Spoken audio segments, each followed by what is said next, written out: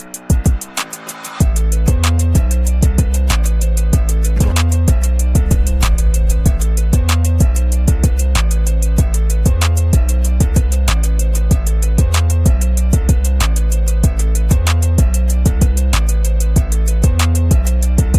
and welcome to another exciting episode of the Andre The Beast Crayton Show. Today, we're going to talk about the importance of education, educating the youth of today so they can have a beautiful path and a beautiful future to tomorrow. I'd like to welcome to the show Dr.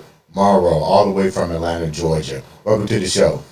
Thank you. Thank you so much. And thank you so much for having me. Did I get the name right, Dr. Morrow? Yes, Dr. It's not tomorrow, but Morrow. Yes, correct.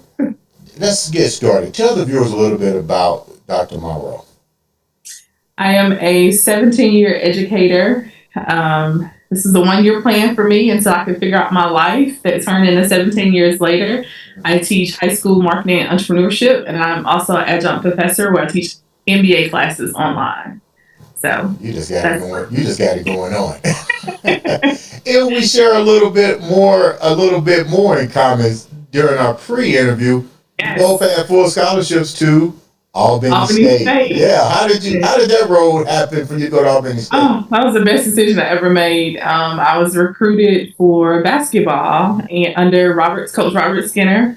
Best decision ever made. That is my second home. Those were the greatest 4 years of my life. The Golden Rams. The greatest 4 years of my life. Yeah. Okay. So where are you originally from? I'm originally from Tuskegee, Alabama. What's that like in Tuskegee growing up? Woo, it's Tuskegee. I mean, it's a small town, but it's home for me. Mm-hmm. So, but not much there. What's your family like? You definitely came from what they call a structured family, and a lot of times people need to realize when you come from life isn't all the time about misfortunes, and sometimes it's about opportunities happening in something along that path allows you to do something else. What's it like in your household? So my parents were both advocates of education. They enforced education, especially my dad. Everything was all about, you get a good education. I'll never forget when I went to college, I had 3 part-time jobs. I guess that's just the hustler in me, and playing basketball and taking a full load in school. So my dad found out that I had 3 jobs. He made me quit. He said, I did not send you to college to work. He said, you have the rest of your life to work. You're there to get an education. So I've always had structure in my home. What was your mom? My mom, she was very transparent with my dad. She knew I had the job. She was like, if your dad finds out, he's going to be upset with you. But yeah, my parents were very much educational driven. You have siblings, correct? Yeah, I have an older brother. Yes, I do. I have an older brother with my mom. And he's actually here in Atlanta with me as well. Did he get a basketball scholarship to the Golden? No, he actually went to Alabama State. Oh, okay. So we talked a little bit during our pre-interview, and you started your journey from college into the corporate finance. Let's talk a little bit about that and then go into how the wheels changed for you to all of a sudden go into something you had no insight in going to. But let's start with the financial part, because you shared a lot of information that goes on behind the scenes there I didn't even know. Right. So this one job in particular, I used to work for Wells Fargo Financial, not Wells Fargo. Those are 2 different entities. And I was pretty much taking you from a 4% interest rate and putting you into a 14% interest rate just so you can get $10,000 equity out of your home. That went against my moral beliefs and ethical values. And I was like, I can't do it. But the money was great. The money was definitely great. I took a massive pay cut to be a teacher. It was literally just something for me to do. I remember my cousin telling me, hey, they're having a job fair. So I went to the job fair just to figure it out. My background is not education, so I had no idea where to start. Went to the job fair and I was hired on the spot. I had to go through a teacher alternative preparation program to get certified as a teacher. Yeah. But yeah, it was a 1-year plan and I haven't looked back since. So let's go back a little bit. You shared something that's really profound here. And I harped on that quite a bit yesterday. What was the reasons that, When you realized what they were doing in the financial industry, was it to a certain select group of people they was trying to make them get this outrageous race? And when did the concept, when did your morals really kick in, and who did you share it with, and before you left that particular uh, workforce?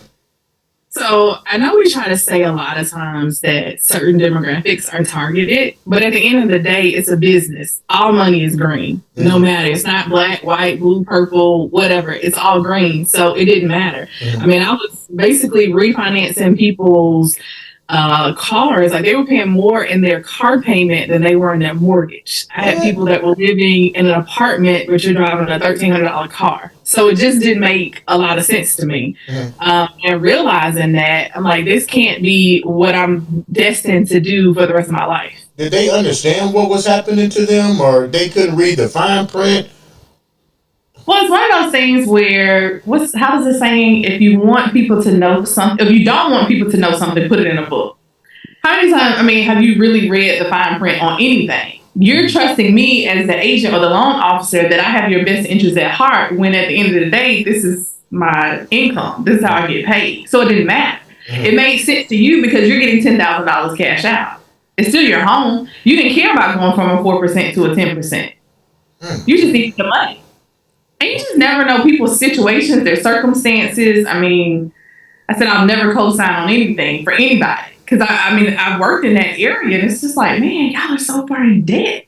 Just because you wanted a car? Just Well, because you wanted a house that you couldn't afford?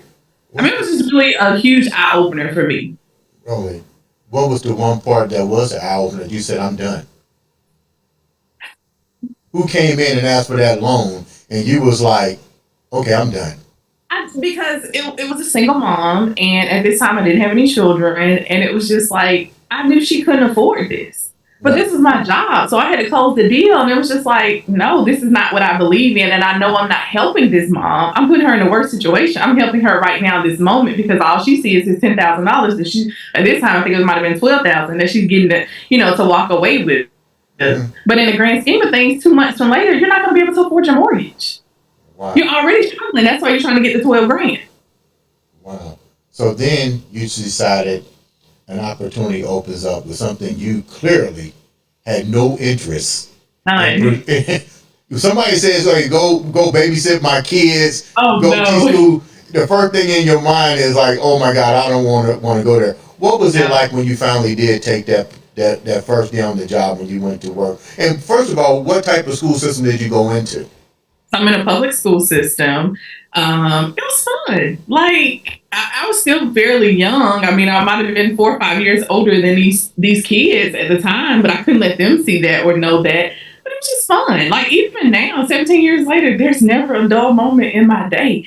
My kids are so entertaining. Like there's never a dull moment. And because I teach marketing, everything is marketing, no matter what we discuss. Like we're gonna go talk about how Beyonce just did the Renaissance grand premiere last night, and everybody dressed up because that's still marketing and branding. Right. I just ordered the perfume. She convinced me just from a post that I showed them in class to spend $185 for a bottle of perfume. I had no idea what it smelled like, but that's marketing. So I have to get to their level to get them to relate. So if I have to talk about Beyonce, Jay-Z, I don't care who it is, for them to understand the concept of marketing, then that's what I do. And that's what makes it so fun, because everything is marketing. When you went into the school, you had no idea on what you was going to teach. You had no idea of the curriculum. I used to be a school teacher. So I remember my first day of teaching kindergarten through 8th. I literally came home and laid on the couch and went to sleep. And remember telling my friend, I'm going to call those teachers, if they're still around, and say, I am sorry, because I know I had to be bad as hell after what I just witnessed there. But I had to do an evaluation of my students on each grade level. When you went in for the first day, what did you have to evaluate, and what did you feel was a dire need to be taught? I think for me, I'm a talker, so I'm a conversational teacher. I had a Mr. O, I love him to death. He would always tell me, "You entertain these kids so well," and I'm like, it's not so much entertainment, but I'm reaching them at their level. I meet my kids where I want them to, where they are, not where I want them to be. So for me, I think the biggest thing was the getting to know them. Mm-hmm. So the first question I asked my first year was like, "Okay, y'all, where's everybody going to college at?" And they were like, "Huh?" And I said, "Where's everybody going to college at?" And they were like, "Going to college? Dr. Morrow, we're not going to college." And to me, that's when the light went off. Like, this is insane. This is crazy. Like, nobody has a desire to go to school to want more. Mm-hmm. And, I share a transparency conversation with them. It's like, as crazy as it sounds, I went to college to pledge. Like, if you didn't have my Greek organization on the yard, I wasn't going to that school. Oh, but okay. Now the truth is coming out. No, I try to get them to see college is so much more than just an education. Mm-hmm. It's an experience. It's about relationships. And knowing that my students at that time had never been exposed to anything college life was mind-blowing. What's the grade levels that we're talking about? 9 through 12. 9 through 12. What was the households like? Because we talked about this. You can't expect people to elaborate.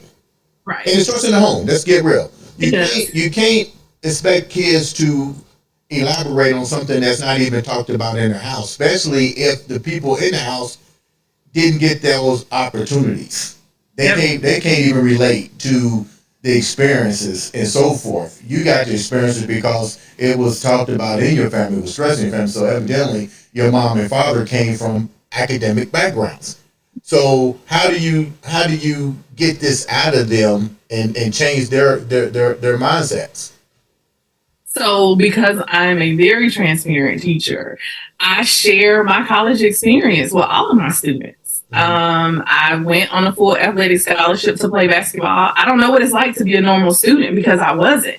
I mean, the whole aspect of the academics is a blur. But everything else, I remember everything about my college experience. So bringing it into my classroom and having that transparency with them, showing them different things on social media, like this is college life.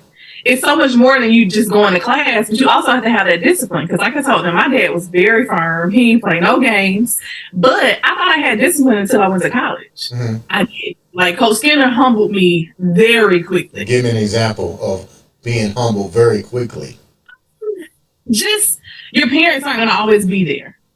They're not going to be your go-to person. Like at some point you got to stand on your own 2 feet. I remember calling my mom just crying like, "Come get me. I cannot take it. This man is making my life hell." I was just ready to go. I was ready to pack up my things. I called some of my friends who had went to Tuskegee and they were like, "Girl, it's the same way here." But they were instilling in us that discipline, what we needed, what we thought we had. I mean, I remember going to the track at 3 a.m. in the morning. So I ran on that track many times. You know what? I ran on that track many times. Yes, the sand dunes, like all of I slept at the sand dunes many times. Yeah. So just being a student and being a student athlete are two totally different things. Like even the athletic, that being athletic in high school versus being athletic in college are two totally different things. Yeah. So just sharing that story with them and just allowing them to live inside of my life. What are some of the responses that you get from the students, and what age, what grade levels are you getting the responses from? Because everybody can't. Let's be real. Everybody can't be an athlete. I went to school through athletics, but I also understood that when it was time to take the SAT, oh shit, I need to be just as academically responsible as well. So you got 9th to 12th. What kind of responses are you getting from each one of those different individuals? So let me say this. I'm all about education. I am, but it's not the end all be all. I get it. Everybody's not going to college. I mean, I look at my own kids, just the way the world is changing and evolving. Will college even exist by the time they go to college? So just have a plan. That's the main thing. Just have a plan. I get it. College is not for everyone. However, what is your plan? What is your alternative? Like I break it down to them, what is a realistic goal for you to make when you graduate high school or even have a degree? Because in our mindset, we're taught, go to school, go to college, come out and get a good job. But now with student loan debt being as high as it is, you got people that can't even afford to pay their student loans back. Mm-hmm. And you have some people that go directly into the workforce. Just have a plan. I get it. College is not for everybody, and that is okay. But you still need a plan. Something we talked about yesterday, and you really brought it to clarity for me. You dealt with teaching a lot of what to do students, from TI to Chris, the whole 9 yards. What's the difference that you see with the haves, the have-nots? Well, it's not necessarily singling out, his kids specifically. It's just the area that I was in at the time. Mm-hmm. The demographics, the financial aspect of it. On one side of the street, you got $1 million homes. On the other side of the street, you got the hood. You got the projects. Mm-hmm. But money matters, because with money, you have exposure. Mm-hmm. And seeing the differences between kids that come from a 2-parent household or that come from a household where their parents are financially well off, it matters, because those kids have been exposed to different things versus you got kids that have never been downtown Atlanta. Or if I say, what are you guys doing for the weekend? Oh, I'm going to Atlanta. And I'm like, Atlanta right down the street. Mm-hmm. But that's because you don't have that exposure. And they don't have without that money, you don't have that opportunity as well. At all. And it's unfortunate, but that's why I'm big on sharing with them I break down this whole DTI, debt to income ratio, right? So this is how much money you think you're going to make, but let's add in all these expenses, all these things that you say you want. Can you afford it at the end of the day? Look at how many people are living above their means. And I tell them, quick, don't get caught up in social media, because social media has killed reality. We see somebody's highlight reel for 10 seconds, but that's not the life that they're actually living. Mm-hmm. Like a lot of this stuff, these handbags aren't real. They rented these homes just to do a video shoot. So you're just getting caught up in that. So when I bring in speakers to talk to my kids, the first thing I ask them is just be transparent. Right. Just be honest and open with them about the things that you're doing. You don't have to sugarcoat anything, because they see that on social media daily. Mm-hmm. What are some of the things that you hear from the generations that how do they view their life?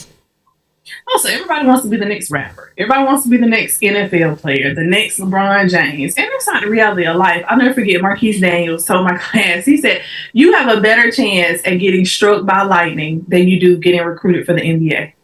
And he can speak on that firsthand because he's played in the league. Mm. So just showing them reality and just being transparent. That's the biggest thing. Because that's what they don't have. They literally believe everything they see on social media. Really? One thing I can honestly say from looking at what you're doing for the community is I love it. Teaching entrepreneurship. And I shared this with a lot of individuals. College is great. School is great. Trade school is great. But it ain't for everybody. The world is designed to produce labor force. They don't teach entrepreneur force and the power that being an entrepreneur can bring to the community, both economically and educational wise. You have taken those steps, which my hat's off to you, because this is a road that you had no interest in. Now these little ones are like, you're segregated kids pretty much. You know what I mean? So why did you feel there was a need to teach entrepreneurship? So other than it being a part of my curriculum and what I'm teaching, I just wanted the kids to see that there are other options out there. Like I said, I'm an advocate of education. I am. 3 degrees. But that's not the path that everybody is destined to go down. Mm-hmm. Like, you can still do things and be successful and not have to go to college. You can own your own business. So what I do in my class, they have to create, for their final exam, they create a business from scratch. They do everything from a website to designing a logo. And at the end of the year, when they do their presentation, they actually sell a tangible product. And the money that they make from their product, they keep it. I had a student, he created Black Clothing Co., where it was a t-shirt line. And he actually went to college, and it's still today, he should be graduating next year, he's still today selling those t-shirts. Right. And he created it all from the class project. So just instilling in them that entrepreneur mindset at a high school age.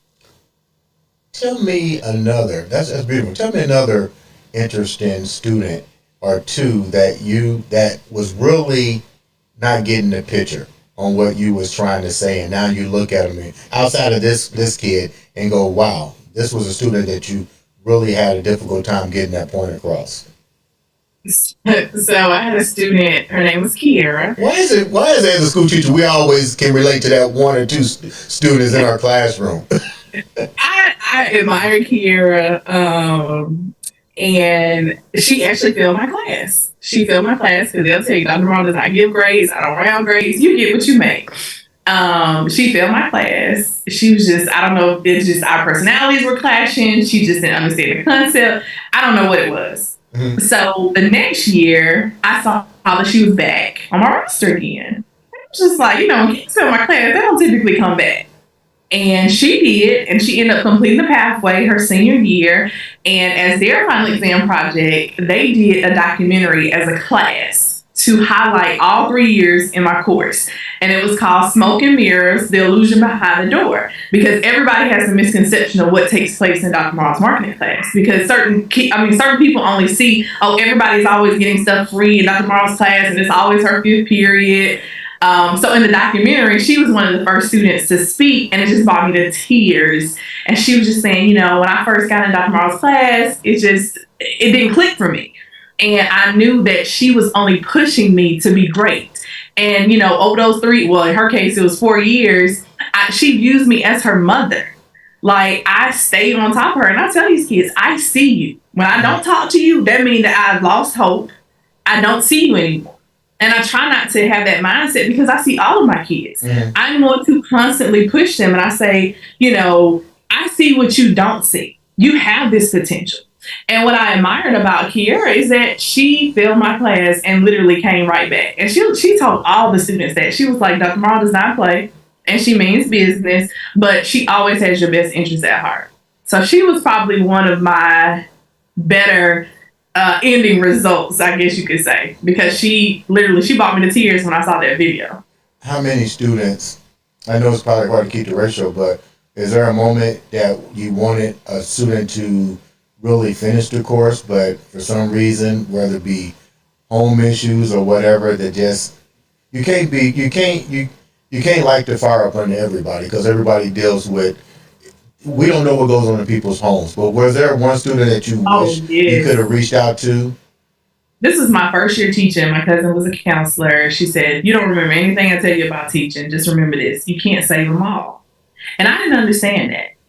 And after my first year teaching, I couldn't understand any of it. Like, how can you not care about your own kids? How can you not care about these kids? Like, it was just mind blowing. My first year was probably the hardest year I've ever had as an educator, because you take on these roles as their mothers, their nurses, their counselors, like all these hats for these kids.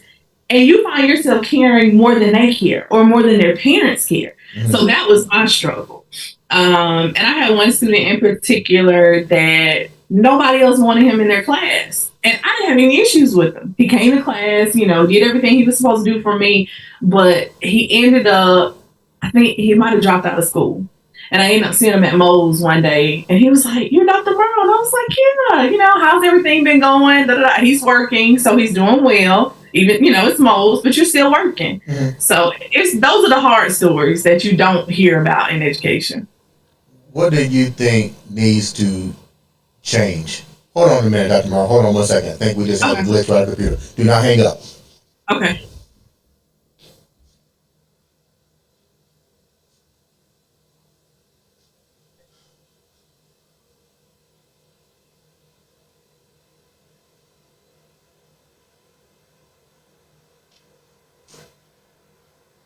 All right, what we do is we end it anyway, so we're just, what happened, that show just uploaded. Okay, so my question was, what do you think needs to happen in this school system?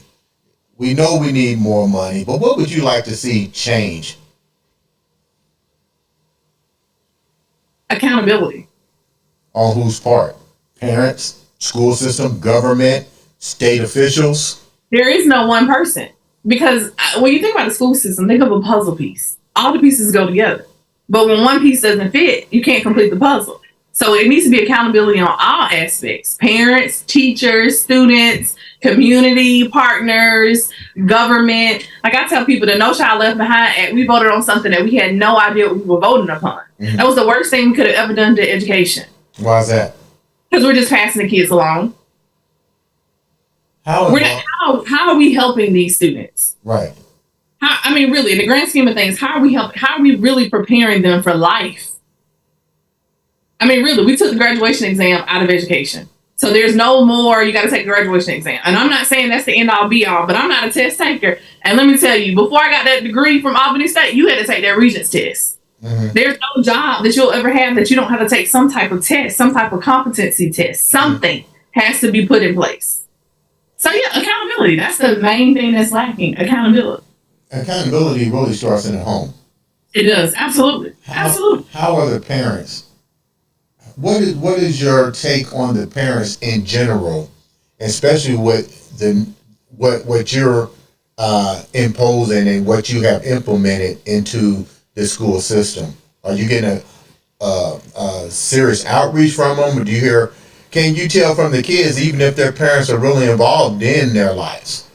You can tell. You can always tell. You can tell those conversations when you have with the parents and they say, oh, I'm going to get it on him. You'll see a change. And then the next day it's the same thing. So that lets me know who's running the household. That's the first and foremost. When you don't have respect for your own parents, and that's obvious because you're acting out and you're doing what you want to do. I just feel like I teach 150 kids a day as a teacher, as an educator. But as a parent, you have one child. You're not concerned about the grades that your child has in school. That's a problem for me. But that's so common. That is so common. And I get it. By the time they get to high school, you try to give your kid that independence to do what they're supposed to do. But you know your child. I know my kids. If the teacher called me today and say, Taylor, my daughter won't stop talking in class, I know without a shadow of doubt that is absolutely true. But if somebody called me about my oldest son and tell me that's not true because he's not a talker. He goes in, he's focused, he got tunnel vision, he ain't saying nothing to nobody. But you know your kids. Yeah. You know your kids. And you know those kids that you have to stay on top of, even in high school. What do you bring to your family, your kids? What values and what ground things do you set in place for your kids' success? You're doing it for other kids. But like I said, once again, it starts in the home. Do you still bring those same traditions into your household? Tell me about it. Oh, absolutely. We have so much structure. It's unreal because I can tell the way you're looking at you, boy. You be like, hey, you don't want to go there. And that's the biggest thing because, I tell my kids all the time, I'm so hard on them. And, you can say cliche or not. I'm hard on my own kids because I don't want my kids to end up like some of the kids that I teach. So my children know from the jump, like, a B is not acceptable in my household, period. If you got a B, we need to figure out why you got a B. My kids, to the point, they'll talk to my mom, they'll talk to me, because I get the grades on my phone. I'm like, why did you get an 89? That's not a 90. And, people can say what they want to say. You raise your children how you choose to raise your children, but this is how I choose to raise mine. Oh, so I was getting ready to say something. You got ready to cut me off, huh? No, there's a standard that I have because that was the standard that was held for me growing up as a child. My dad had high expectations of me and my educational ventures and what I was going to do in life. So I hold my kids to those same standards. And my dad rewarded me for the things that I've done. My kids will tell you Christmas is every day in our house. There's not a set time where you get rewarded for anything because you're doing what you're supposed to do throughout the year. I don't pay them for chores. You're supposed to make your bed up. You're supposed to make good grades. But when you go above and beyond, you ask me for something, of course I'm going to give it to you because you're doing everything that you need to do to set yourself up for success. But everybody's different. Yeah. Everybody is different. You know what, man? You are definitely a beast mind setter, for real. I like the whole concept. How can the viewers be a part of your program? I know you're in Atlanta. If people just want to understand your program in general, because I don't think it needs to be centralized in just one area. You're teaching something that truly needs to impact a broad spectrum. How can the viewers reach out to you to learn more about what you've implemented into the school that you're currently at? Absolutely. So Instagram is my biggest source of communication. It has my email and everything. You can reach out that way. I do check my DMs. I'm on social media all day, every day because I teach marketing, and that's how my kids get in contact with me as well. But it's at Dr. period Morrow Marketing Class. So at Dr. Morrow Marketing Class. And then if you want to come in and be a guest speaker, we are always looking for people to come out and speak and share their remarkable stories. Leave the viewers with something that only Dr. Morrow can leave the viewers with. Let's see. So I had a speaker that shared this in my class one day, and it just made so much sense. And it put everything in perspective for me as an educator, but just as a mom, as a parent, as everything, the many roles that I have and hold, the titles or whatnot. He said, you can't see the picture when you're in the frame. You can't see the picture when you're in the frame. So it's okay to take a step back. You're not going to be perfect. Every day is not going to go the way you expect it to go. Life goes on. We have so much that we take for granted in life. But you can't see the picture when you're in the frame. Take a step back, and it's okay. It's okay not to be perfect because none of us are. Just do your best and have a plan. Ladies and gentlemen, this has been another exciting episode of the Andre The Beast Crayton Show.